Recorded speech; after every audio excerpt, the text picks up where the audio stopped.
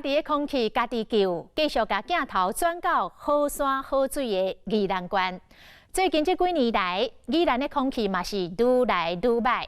为2013年到2015年，空气中有害的负粒仔 PM2.5年平均的浓度连续超标。苏澳甲东山有真侪乡亲更加是反映讲，总是会当闻到空气中有真重的臭味，互人真歹忍受。居民甲环保团体来指控，县内的阿妈土厂甲化学工厂都是空气污染甲臭味的来源。公民团体严格来监督，宜兰县政府嘛提出作为，包括甲标准提悬，嘛增派客载人力，搁伫个2大工业区的四周边布建100个微型监测器，2年落来总算是有淡薄仔成果。捍卫宜兰的蓝天白云，来看这场也搁咧进行当中的环境的革命。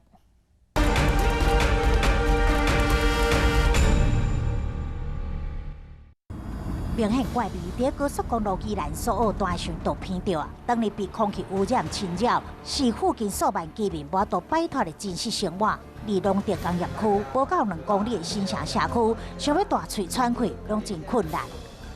阿摩尼亚啦，还是迄个盐啦啥吼，拢污染啊，这生活感觉是真不好。以前空气较好啊，吼啊，较无迄个污染嘛，即摆迄个工业区内迄空气都拢歹。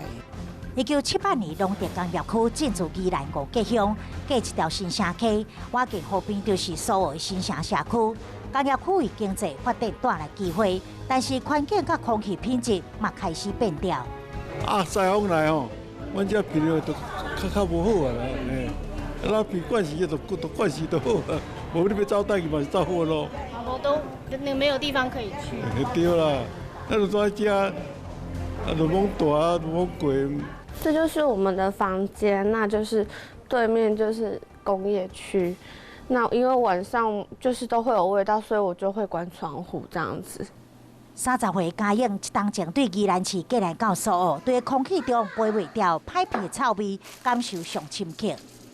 你就看到烟囱都会在那边排一堆，因为他们有说他们只是一般的烟而已啊，并不是说在排废气。可是谁会知道？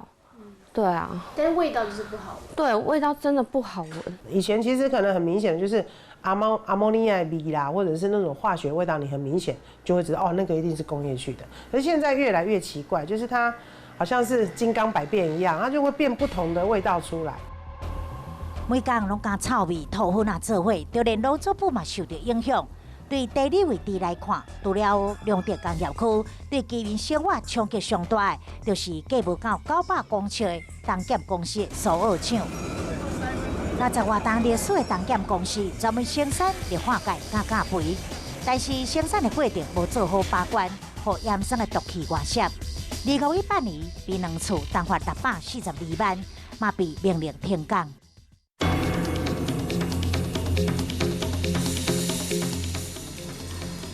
工业区几排工厂在烟弹管排放乌烟，道路里租车来来去去，嘛过拢全土粉啊！各种无共大小小化学、金属甲加工制造业工厂，拢坐落伫龙德甲嘉乐港2大工业区。另外，全台7间水泥厂，依然就占4间。在地环保团体认为，化学工厂甲水泥厂就是空气中臭味的主要来源。有一些是乙酸甲酯或是甲酸乙酯，哦，就是这些东西都有，但是酯类是没有什么毒的啦。2氧化硫有毒，氨有毒，哦，这些东西。那些是为什么产生？有一些水泥厂也会产生呐，哦，但有一些需要硫酸的，也会产生的工厂都会产生。就是在制成过程。对，制成过程里面，或者是它的原料。它没有控制好。针对异味污染物来讲的话，我们其实工业区来讲，就环保局是24小时巡查，只要一发现有味道，我们其实就会立刻做采样。过去嘉乐港焚化厂、罗东钢铁厂、台化龙德厂以及宜兰4大水泥厂中的18个烟弹管，拢有加装固定污染源连线自动监测设施，即时监测器每6分钟传回空气品质数据。2016年5月，宜兰县环保局针对水泥业，将环保署规定一天累积40笔不合格算超标违规，改做20笔就开罚。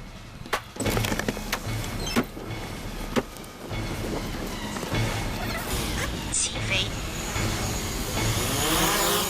除了规定加严，环保局稽查大队嘛增派人力，展开空录联合调查，工厂是不是排放废气？空气机加做收证，最佳利器。如果锁定对象的话，我们就会针对一家来观察它的那个污染情形。那如果是我们发现有污染源，要寻找污染来源的话，我们会在一个区域内去寻找可能的来源。那用高空的角度可以帮助我们更容易找到我们可能在平地因为视觉上的死角找不到的污染来源。这样。甲空气品质监测站无共，微型监测器也就是一般称呼的空气阿嬷，是宜兰空气品质监控秘密武器。对目前工业区的100个，未来2档会扩散到全县300点。对数字来看，宜兰 PM2.5日平均浓度，对2013年到2015年连续3档超标，达到15.2，到2017年下降至11.8，抢救好空气渐渐看到成效。讲起来应该是民众的自发性的在意，然后引发很多人的同样的想法。因为我们在意是我们恐惧未知，然后想要去研究它，然后双方之间的沟通再沟通。那当然环保局有尽了很大的力量，当然我们还希望更好，要继续给这些旧的厂商能够改善它的设备，好还要更好啦。卖有一种想要偷鸡摸狗的一些情形，就正常运作就好了。我觉得政府只要还有包括厂商，其实也要有良知啦，就是钱赚刚好就好。宜兰有好山好水，但是空气污染一直是多年来无度解决的难题。振兴经济发展的背后，是真侪居民的牺牲甲无奈。摧毁宜兰的青天，民众主动监督，反倒为在地发声。政府嘛要抛出更加侪实质的改善，才会当共同捍卫安心呼吸的基本生存权。俗语讲，众人共心，黄土变成金。若3人4款心，趁钱就无够买定心。民众透过监督甲串联，团结着在地力量，抵制环境的污染，才会当督促地方政府做出改变，捍卫咱后一代的健康。